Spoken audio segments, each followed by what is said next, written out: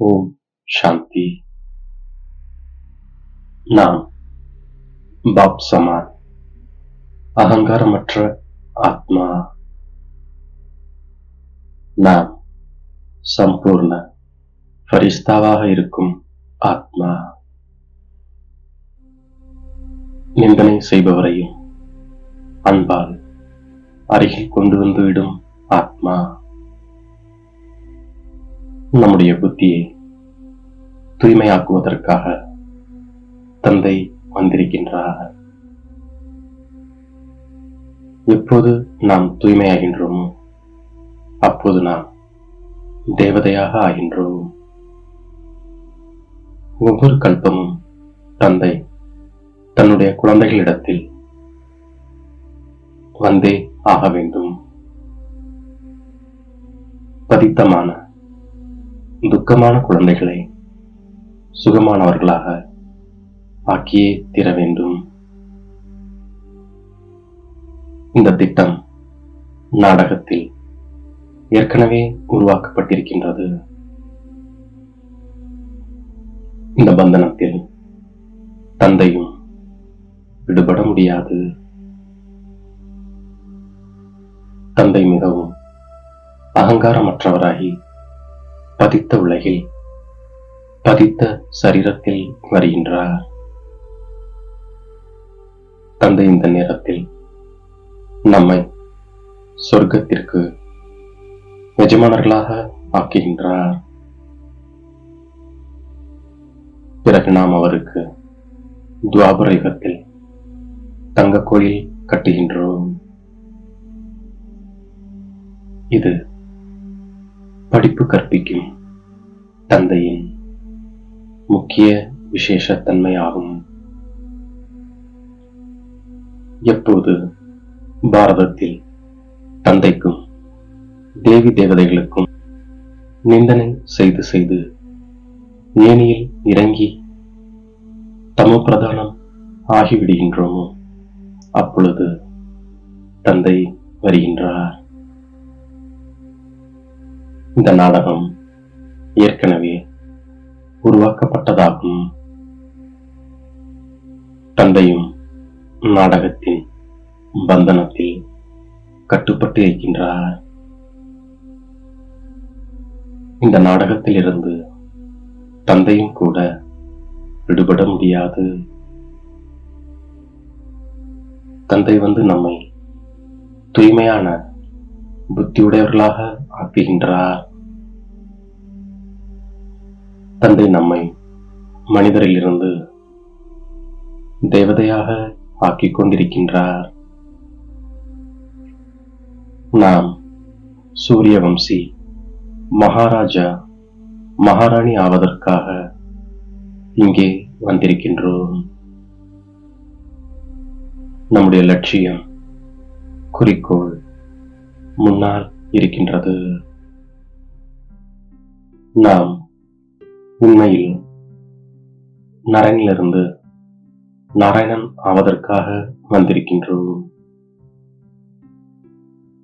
நாம் நரனிலிருந்து நாராயணன் ஆவதுதான் நம்முடைய குறிக்கோள் ஆகும்.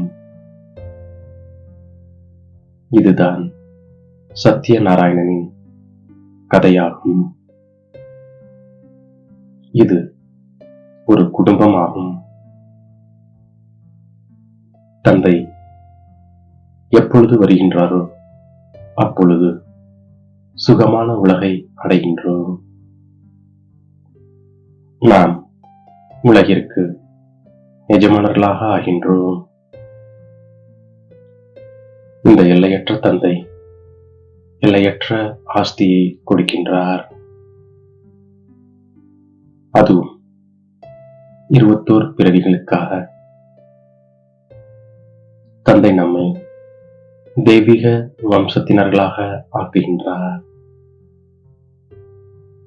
தந்தை ஆதி சனாத்தன தேவி தேவதா தர்மத்தை ஸ்தாபனை செய்கின்றார். தந்தைதான் சுகதாமத்திற்கான வழி கூறுகின்றார். தந்தை ஒரு பொழுதும் துக்கம் கொடுப்பது கிடையாது.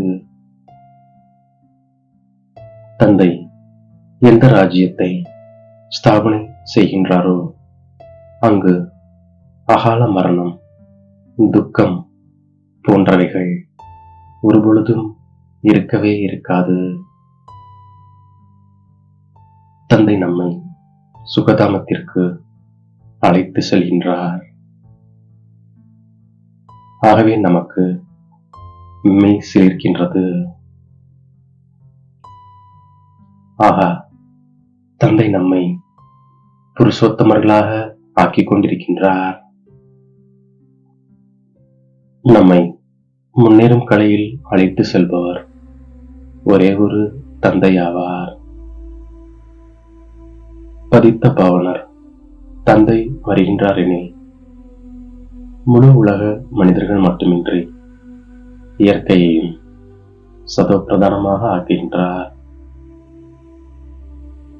தந்தை நமக்கு சொர்க்கத்தின் ஆஸ்தியை கொடுப்பதற்காகவே வந்திருக்கின்றார். நாடகத்தின்படி தந்தை சிவாலயத்தை ஸ்தாபனை செய்கின்றார். இந்த பாரதம்தான் சிவாலயமாக இருந்தது. தந்தை நம்மை சிவாலயத்திற்கு அழைத்து செல்கின்றார். ஆகவே நமக்கு குஷி இருக்கின்றது. நமது இனம் உயர்ந்ததிலும் உயர்ந்ததாகும். இது படிப்பாகும். நாம் தினமும் படிக்கின்றோம்.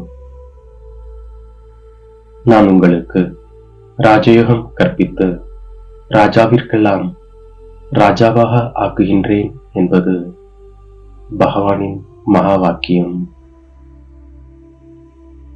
தந்தை ஏழை பங்காளனாக இருக்கின்றார். நரகவாசிகளை சொர்க்கவாசியாக இப்பொழுது நாம் ஆக்க வேண்டும். நாம் அசரீரியாக வந்தோம். பிறகு 84 பிறவிகள் நடிப்பு நடித்தோம். இப்பொழுது திரும்பி செல்ல வேண்டும். நம்மை ஆத்மா என்று உணர்ந்து தேக அபிமானத்தை நீக்குகின்றோம். நினைவு யாத்திரையில் மட்டுமே நாம் இருக்கின்றோம். இது ஆன்மீக ஞானமாகும். இதை ஆன்மீக தந்தை மற்றும் பிராமணர்களாகிய நம்மை தவிர வேறு யாரும் கொடுக்க முடியாது. மேலும் பிராமணர்களாகிய நம்மை தவிர வேறு யாரும் இந்த ஆன்மீக ஞானத்தை அடையவும் முடியாது. நாம் எந்தளவு சம்பன்ன நிலையின் சமீபமாக வந்து கொண்டிருக்கின்றோமோ அந்த அளவு அனைவரிடம் இருந்தும் விலகிக்கொண்டே செல்வோம். எப்பொழுது அனைத்து பந்தனங்களிலிருந்தும் உள்ளுணர்வு மூலம் விலகி விடுகின்றோமோ அப்போது சம்பூர்ண பரிஸ்தாவாக ஆகின்றோம். ஒருவருடன் அனைத்து உறவுகளையும் கடைபிடிப்பதுதான் நாம் சென்று சேர வேண்டிய இலக்காகும்.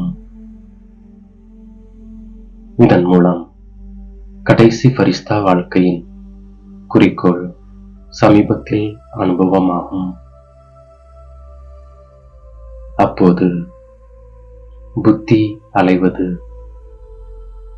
நின்று போய்விடுகின்றது. மாயையின் பகட்டு மிக அதிகமாக இருக்கிறது.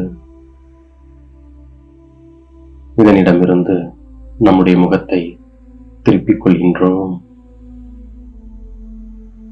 நாம் இப்பொழுது புருஷோத்தமர்களாக ஆகிக் கொண்டிருக்கின்றோம்.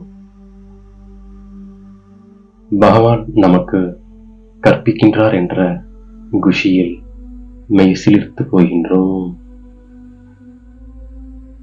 உலக ராஜ்ய பாக்கியம் அடைவதற்காக தூய்மையாக ஆகின்றோம். எவ்வாறு தந்தை அகங்காரமற்றவராகி பதித்த உலகில் பதித்த சரீரத்தில் வருகின்றாரோ, அவ்வாறு பாப் சமான் அகங்காரமற்றவராகி சேவை செய்கின்றோம். ஒருவருடன் அனைத்து சம்பந்தங்களையும் பேணக்கூடிய அனைத்து பற்றுக்கோடுகளிலிருந்தும் விடுபட்ட சம்பூர்ண பரிஸ்தா நாம். நிந்தனை செய்பவரையும் கூட அருகில் கொண்டு வந்து விடக்கூடிய அன்பு நிறைந்த ஆத்மா நாம். நம்மை தேடி கண்டெடுத்த இனிமையிலும் இனிமையான தாயும் தந்தையுமாகிய பாப் தாதாவிற்கு கோடான கோடி நமஸ்காரங்கள். ஓம் சாந்தி.